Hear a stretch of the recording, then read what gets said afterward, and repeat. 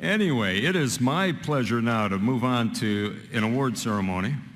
And I'm going to be giving the Voice of Reason Award to Art Robinson. Art Robinson is the reason many of us are in this room. If it wasn't for him, we wouldn't be here. Way back, 1997, 1998, when the Kyoto Protocol was first being proposed, Art Robinson was one of those pioneers who saw that the science had been hijacked by the left, that people were being lied to, and that real scientists all across the country, all across the world, were being ignored. That the fact that most scientists didn't believe that climate change was either man-made or was going to be a problem was being ignored and hidden by a small group of politically oriented scientists. So Dr. Robinson didn't just sit on the sidelines. He made a critical decision. He said, let's organize a petition that we can ask scientists to sign that says that we don't believe global warming is a crisis. And he hatched the petition project. It's a very short statement, and I'm going to read it to you in full. It says, we urge the United States government to reject the global warming agreement that was written in Kyoto, Japan in December 1997, and any other similar proposals. The proposed limits on greenhouse gases would harm the environment, hinder the advance of science and technology, and damage the health and welfare of mankind. There is no convincing scientific evidence that human release of carbon dioxide, methane, or other greenhouse gases is causing or will in the foreseeable future cause catastrophic heating of the Earth's atmosphere and disruption of Earth's climate. Moreover, there is substantial scientific evidence that increases in atmospheric carbon dioxide produce many beneficial effects upon the natural plant and animal environments of the Earth. Period. Signed by 31,000 scientists, over 9,000 of whom have PhDs.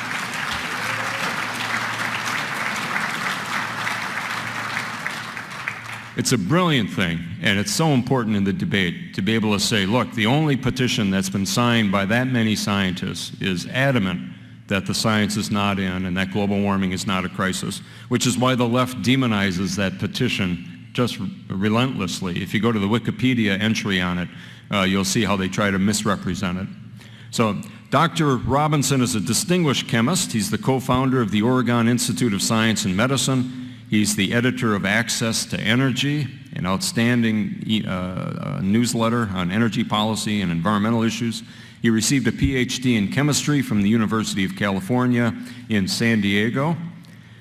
I'll say quickly, the Oregon Institute of Science and Medicine, founded in 1981, is a nonprofit research organization devoted to conducting basic and applied research in subjects immediately applicable to increasing the quality, quantity, and length of human life.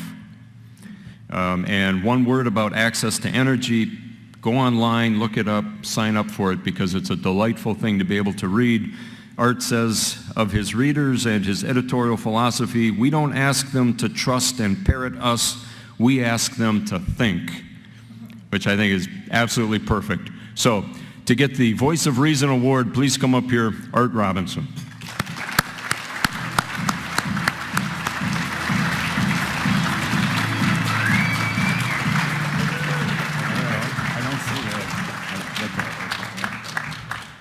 Thank you very much. You know, the greatest scientist who ever lived was Isaac Newton. And if you understand anything about his work, it's very hard to think of his work without almost having tears in your eyes. Newton, and in Albert Einstein's terms, we can say Newton did this work. Einstein said he was privileged to do this work.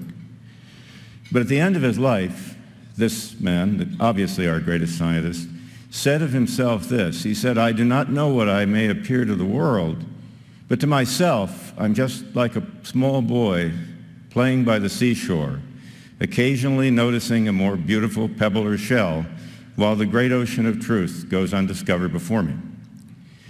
Now, those who have had an opportunity to live a life in the world of science that he and a very few others created have had the same experience.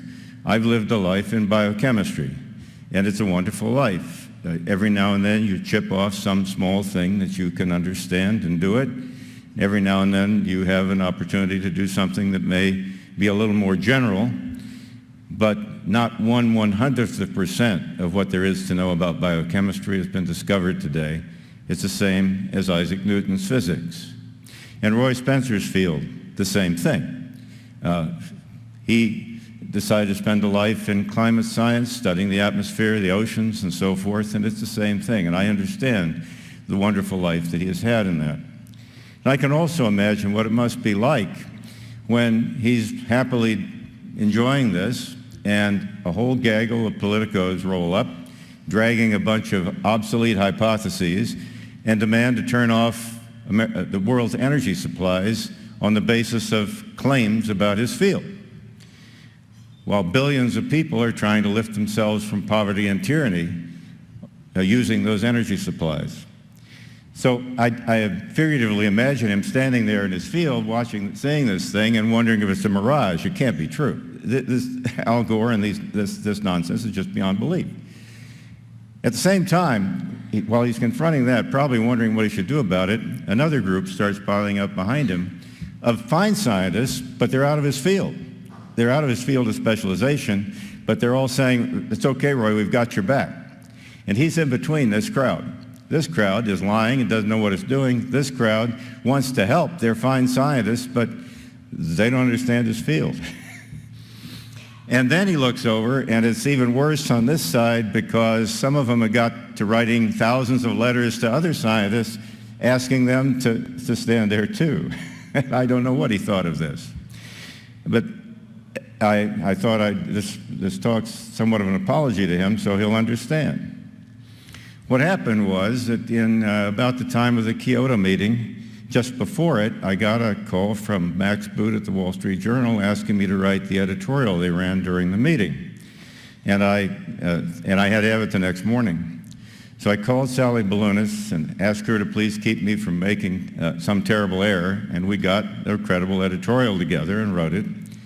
But then afterwards, the people on the other side, this side, started being very uncharitable, telling quite a few lies about us, and that got our attention a little more.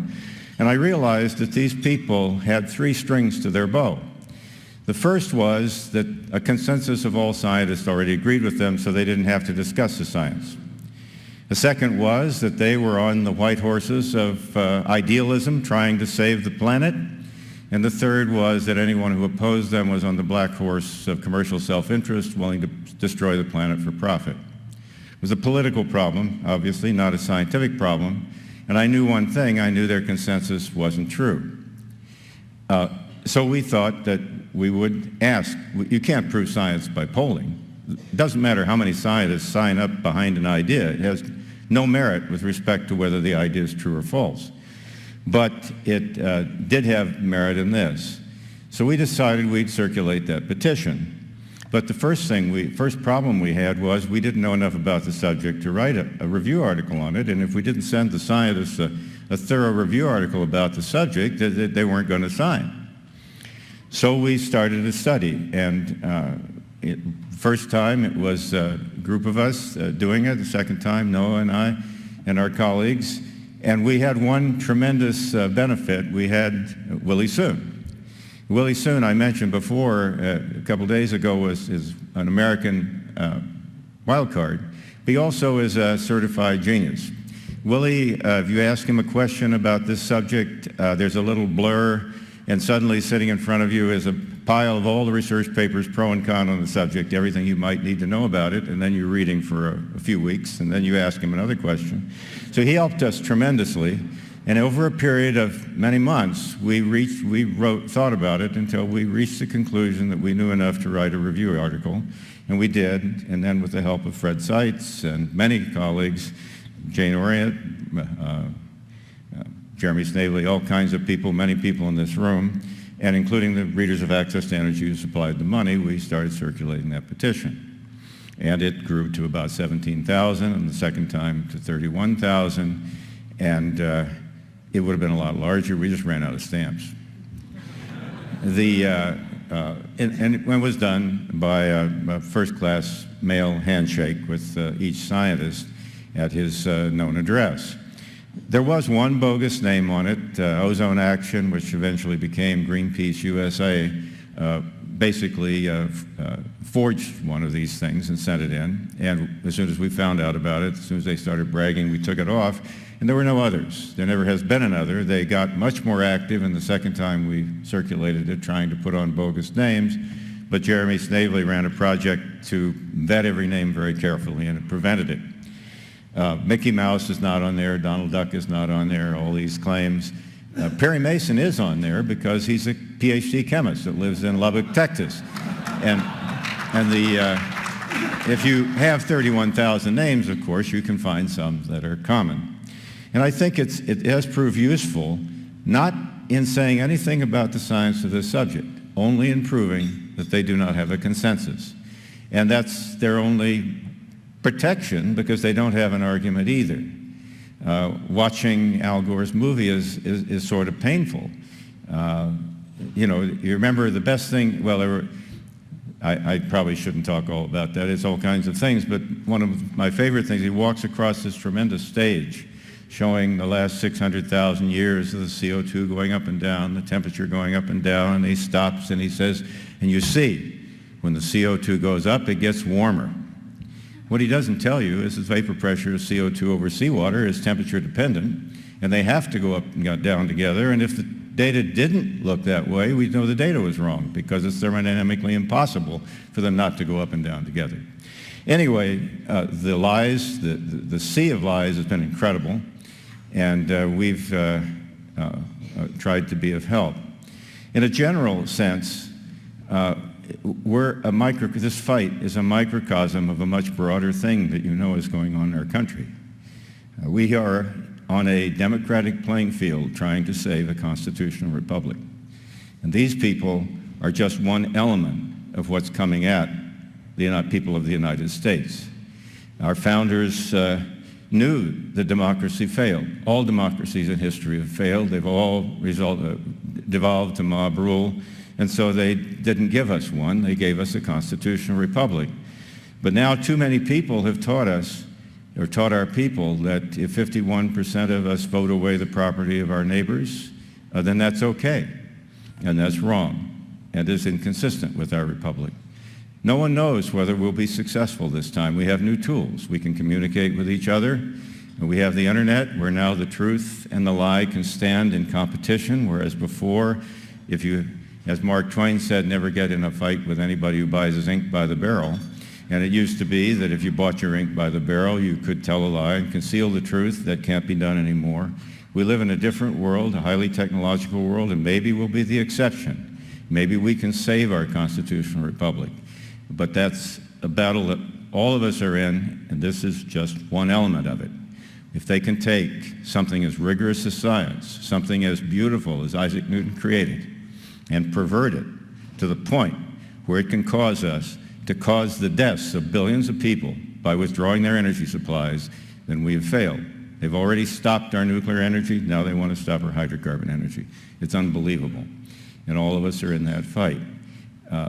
We haven't done, I don't think, we've worked hard in our own science. We've never made any discovery in climate science, but we wind up, these two groups that Roy Spencer had to deal with, this group is getting bigger and bigger and more alarmed, and they are more and more educating themselves about his field of specialization, and I hope they're helping. But that's where we are, and this is a battle we must win. And if the more you get into it, the more you are lied about, and you get kind of used to that, and you understand what these people are. That's about all I have to say about it. The petition proved that there was no consensus, and events later have proved more that there's no consensus. The review article we managed to write after many months of study is mostly correct, but there are many new things that can be said about it. And in this field of specialization of his, long after he and I and everybody in this room is gone, they'll still probably be able to say that they haven't learned more than 1% about the subject. But it is possible in science to negate a false hypothesis, and they have negated all the false hypotheses that are driving the human-caused global warming politics. So it's a privilege. I hope we helped. I'm sure I'd not enjoy every thought he must have had when he saw what was happening in this, but I hope we've helped. And mainly, all of us, we have to help our country because we're in terrible trouble. And the world depends upon us because if our example disappears, we could move for 1,000 years into another dark age. So this is a battle we're all in, whether we like it or not. Thank you.